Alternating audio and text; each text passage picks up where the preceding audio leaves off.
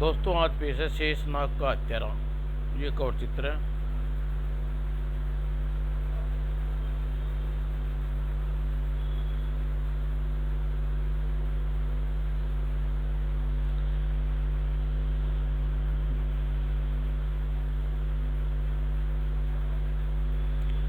मीलपुर कस्बे में रात में सन्नाटा छाया हुआ था और शीशपाल अपने कमरे में नींद का आनंद ले रहा था। अचानक ओह, ये मेरी आंख!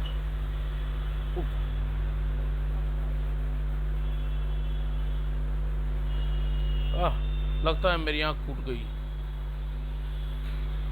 और वह घबरा कर आईने के सामने जा खड़ा हुआ। ओह, क्या हो गया आंख को?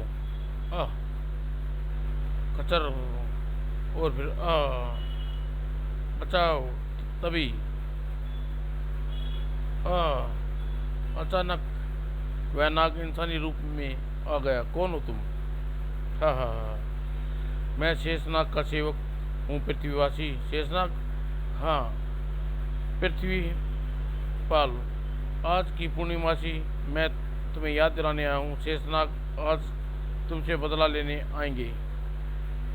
नहीं नहीं, मुझे माफ़ कर दो। मैं शेषनाग से कहूँ मुझे क्षमा कर दे। तुम्हें क्षमा नहीं मिल सकती, कभी नहीं मिल सकती। और चलो साथियों, और सुनो मेरी बात सुनो। नाग को रोकने के लिए पृथ्वीपाल ने जैसे आगे बढ़ना चाहा, तड़ाक। और फिर मैं सपन देख रहा था, लेकिन आज सचमुच पूर्णमासी है। क्या शेषनाग मुझे डसने आएगा?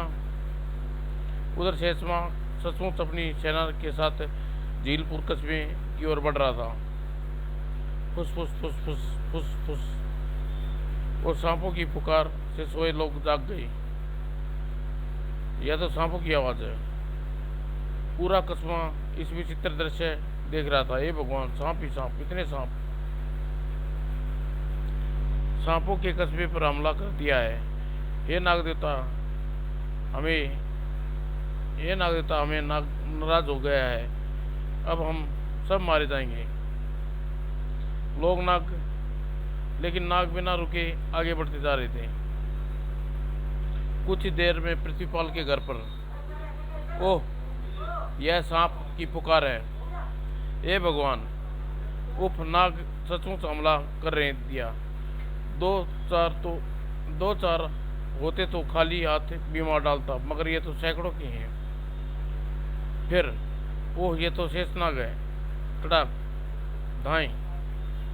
उफ, इसका मुकाबला नहीं किया जा सकता। मुझे यहाँ से भाग लेना चाहिए। अगले ही पल ओह, घबरा कर गोली चलाना चाहिए, लेकिन तड़ाक। ओह, फिर उफ, घबरा कर पृथ्वीपाल घर से भाग गया। हे भगवान! उफ, पृथ्वीपाल से निपटे नाग अभी तक उसे काटने की कोशिश नहीं की थी। तभी वो शेषनाग।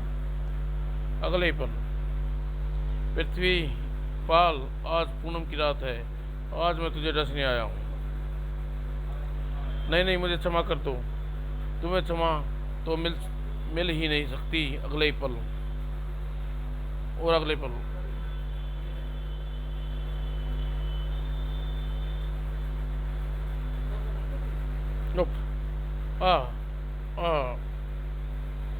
और शेषनाग का जहर पृथ्वीपाल के समूचे शरीर में आग सी लगा दी। ए भगवान! और नाग सेना के जाने के बाद भयभीत कस्बे वाले छतों से नीचे उतरे। नाग पृथ्वीपाल को डसा है, वह मर गया हुआ, मगर पृथ्वीपाल जीवित है। पृथ्वीपाल, वैद्य को बुलाओ। नहीं नहीं, वैद्य को बुलाने से कुछ नहीं होगा। वैद्य नागराज के काटने का इलाज कर सकता है। पृथ्वीपाल, चिंता मत करो बाबा, मैं मरूंगा नहीं। शेषनाग ने मुझे इसलिए काट कर गया है कि मैं रात भर दर्द से तड़पता रहूं। मैं तुम्हारी बात का अर्थ नहीं समझा। अच्छा, इस कष्ट की ओर से ध्यान हटाने के लिए मैं तुम्हें अपनी कहानी सुनाता हूँ। मैं बचपन से सांपों को मारने में आनंद आता था। क्या कर रहे हो पृथ्वी? सांप मारा है माँ। कहाँ से आ घुसा था? कहाँ से आ घुसा था। मुझे तो डर नहीं लगता, इसे फेंक दो। मैं सांप से नहीं डरता माँ। कहाँ जा रहा है अब? अपने दोस्तों को ये सांप दिखाने। और फिर गांव में जिस भी सांप निकलता उसे मारने के लिए मुझे बुलाया जाने लगा। कहाँ है सांप? कोठरी में। मैं सांपों को जिंदा पकड़ लेता था, यही है ना। और बाद में उसे जीवित नहीं छोड़ता था, तड़ाक तड़ाक। और जवान होने पर सांप की खाल का व्यापार करने लगा। और सांपों को पकड़ने के लिए मैं जंगलों में घूमता रहता। इस क्षेत्र में काले सांप बहुत अधिक मिलते हैं। एक दिन जंगल में घूम रहा था, अचानक अरे यह तो किसी महिला की चीखने की आवाज़ है, देखना चाहिए। बचाओ, इस घने जंगल में महिला क्या कहाँ से आई? ओ बचाओ बचाओ। ट्रक ट्रक ठाई ठाई ट्रक ट्रक। और शेष नेवले डर कर भाग गई। आपने मेरी जान बचाई, इसके लिए धन्यवाद। कितनी सुंदर है। इस प्रकार से क्या देख रहे हो? कुछ नहीं, मैं तुम्हें अकेली इस खतरनाक जंगल में क्या करने आई हूँ? मैं घूमने आई थी, या नेवलों ने घेर लिया। अगर आप आज ना आते तो।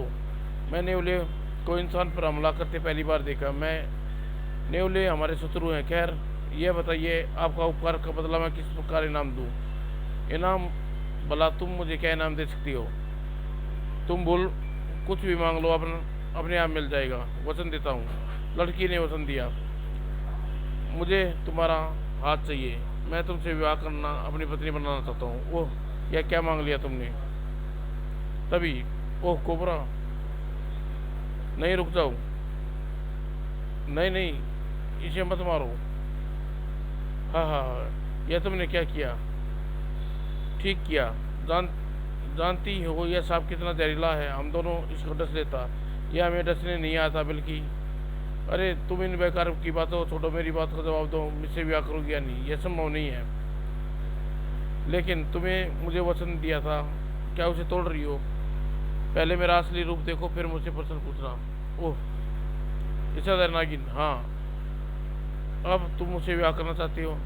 अगर यह इच्छाधारी नागिन है मेरे बस में आ जाए तो मैं बड़ा आदमी बन सकता हूँ। हाँ, मैं तुमसे ब्याह जरूर करूँगा।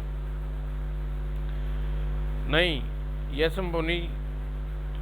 नहीं, मैं जा रही हूँ। तुम इतना अपना वचन तोड़कर जा रही हो, याद रखना महापाप है। मैं वचन देकर फंस गई हूँ। और उसी रात कमरे में अचानक ओ नाग। तभी ओह तुम। हाँ, तुमसे एक विनती करने आई हूँ। मुझे वचन से मुक्त कर दो, बदले में चाहे जितना धन ले लो। मुझे धन की इच्छा नहीं है। मैं तुम्हारा रूप का दीवाना हो गया हूँ। तुमसे विवाह किए बिना मुझे शांति नहीं मिलेगी। जिद न करो, हमारा मिलना संभव नहीं है। अगर संभव न होता तो तुम कभी ना आती। अगर तुम यही जिद है तो मैं विवाह करने के लिए मेरी एक शर्त है, उसे पूरी करनी होगी। कैसी शर्त?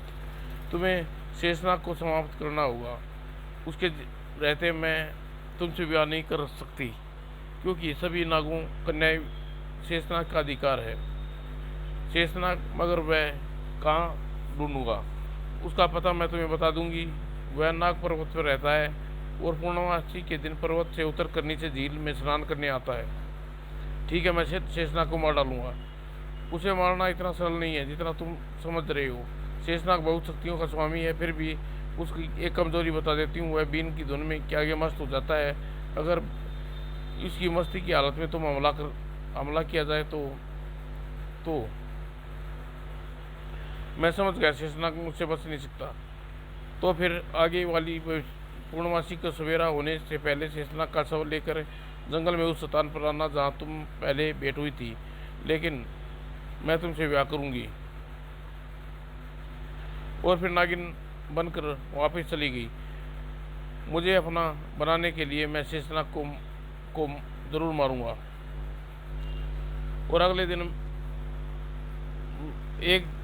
दिन एक बहुत दक्ष सफेरे के साथ लेकर पर्वत की ओर रवाना हो गया। नाग पर्वत बहुत खतरनाक जगह है बाबू, लेकिन मेरे साथ तुम्हें वहाँ कोई खतरा नहीं होगा। और समझ कर बाबू, चिंता मत करो।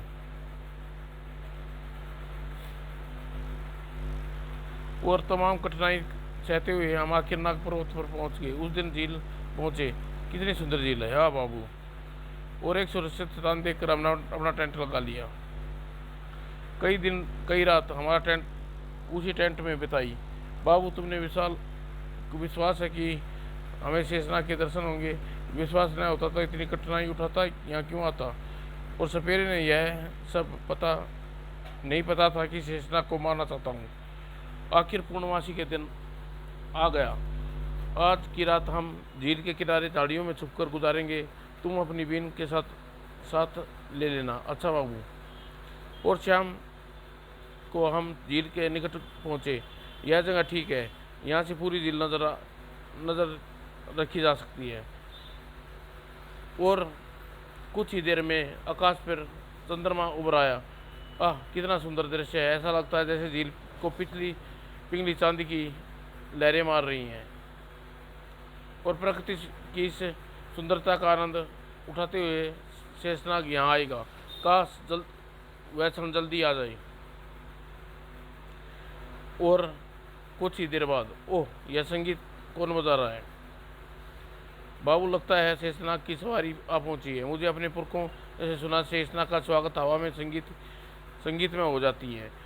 अगर यह बात है तो तुम बीन बजाने के लिए तैयार हो जाओ।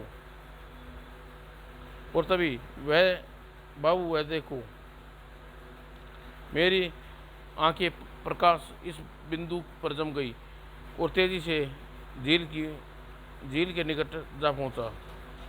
और फिर शेषनाग, हाँ बीन बजाओ। और तुरंत ही बीन का मधुर वातावरण गूंज उठी। यह बीन इधर बीन की, वह उधर बीन आ रही थी और बीन बजाने लगा।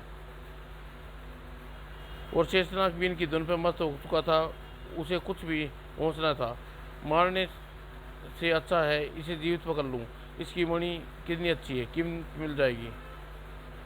और मैं खाली पिटा लेकर आगे बढ़ा। और तभी फिर, बाबू, तुमने शेषनाग को पकड़ लिया?